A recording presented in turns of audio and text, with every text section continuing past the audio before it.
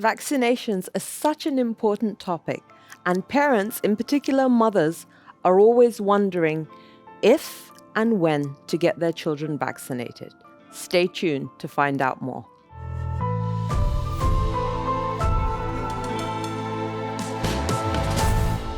Welcome to Sehatuha, a program that is all about supporting women's health at every stage of life. Created by Weill Cornell Medicine Qatar, Sehatuha brings together top physicians from WCMQ's alumni to discuss key health topics and their impact on society. Follow us for more information on ways to boost women's health and well-being.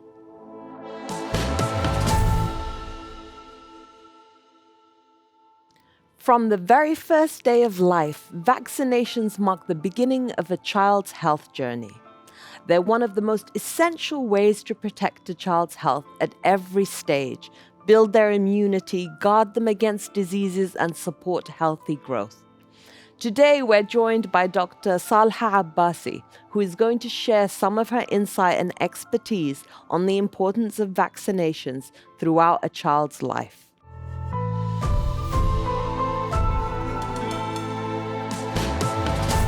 Dr. Salha Abbasi graduated from Weill Cornell Medicine Qatar and currently serves as a pediatric specialist at Sidra Medicine.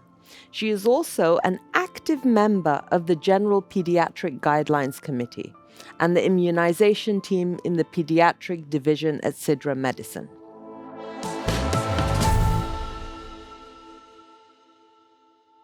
Immunization involves a series of vaccines given to children to protect them from various infectious diseases. Some of the key vaccines include those for hepatitis B, diphtheria, tetanus, whooping cough, polio, and measles. While some vaccines are given only once, others are given in stages or repeated at different times to ensure full immunity.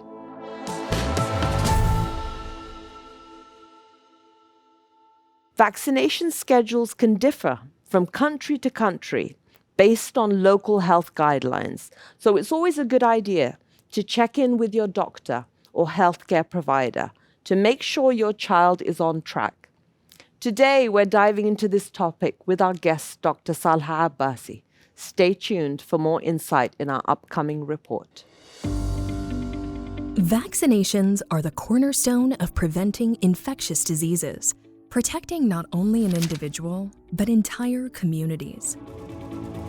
The best feeding for a baby is always breast milk. We encourage our mothers to breastfeed the baby to the best of their capabilities. If they are struggling with breastfeeding, please speak to a lactation consultant or your pediatrician, and we can address all your concerns accordingly.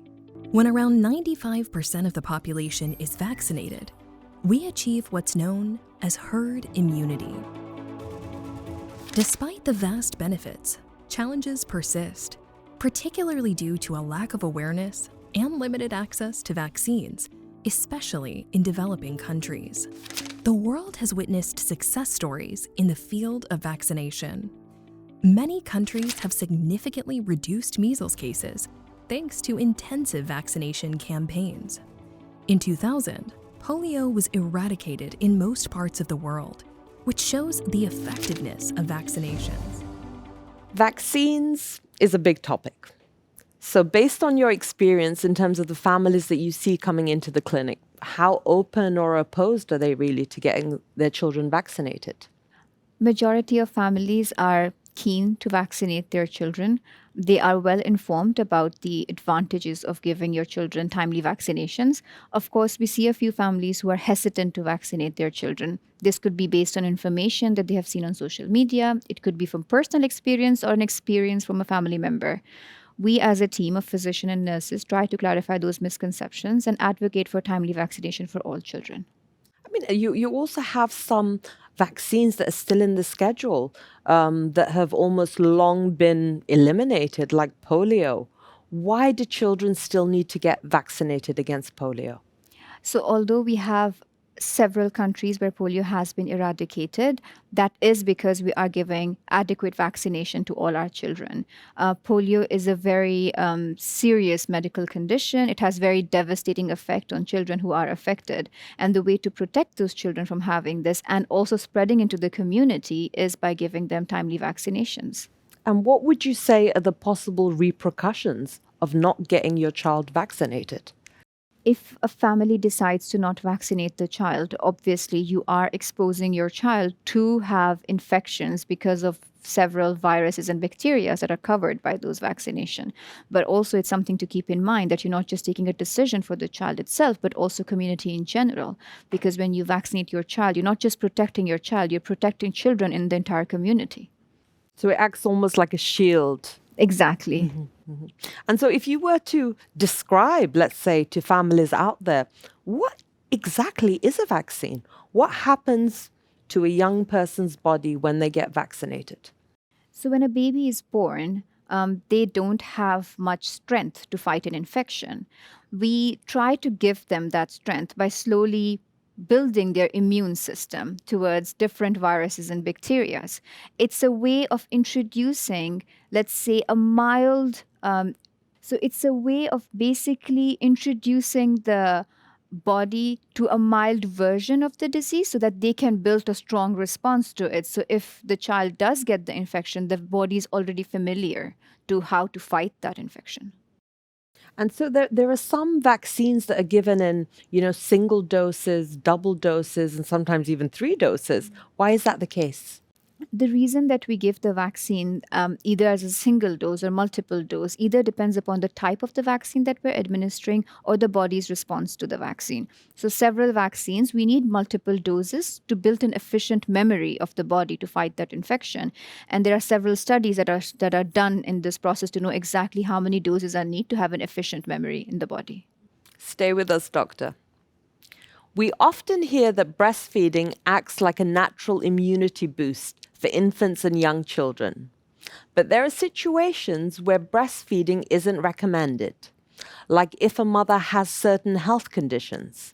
Before we dive into this discussion, let's take a look at some key facts.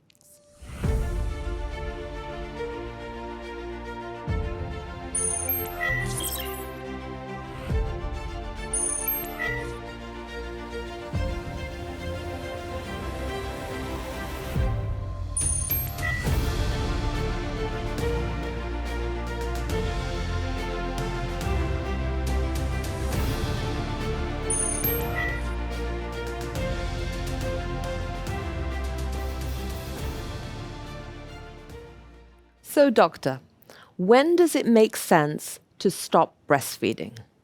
We think that breast milk is the most complete nutrition for the baby. It not only provides the baby with adequate nutrition, but also strength to fight any infections.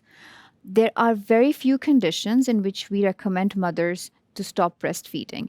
These are medical conditions for the mother that are usually diagnosed before. And an infection or something can kind of be passed down in a way. Yes, so it's mostly a few infections and sometimes some medications that can be expressed in breast milk.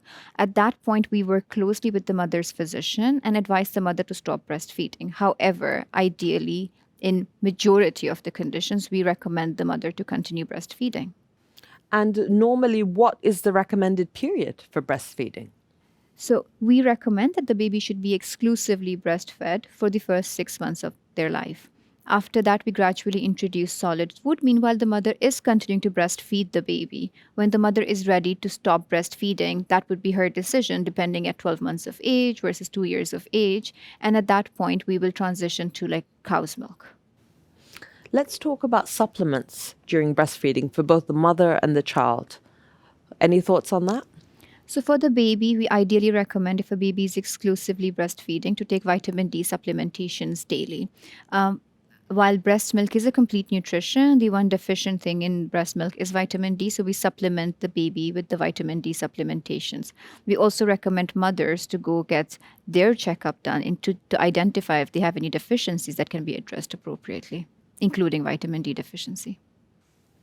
So, Dr. Salha, let's continue our discussion on another topic, that is very dear to a lot of people, and that's the topic of obesity.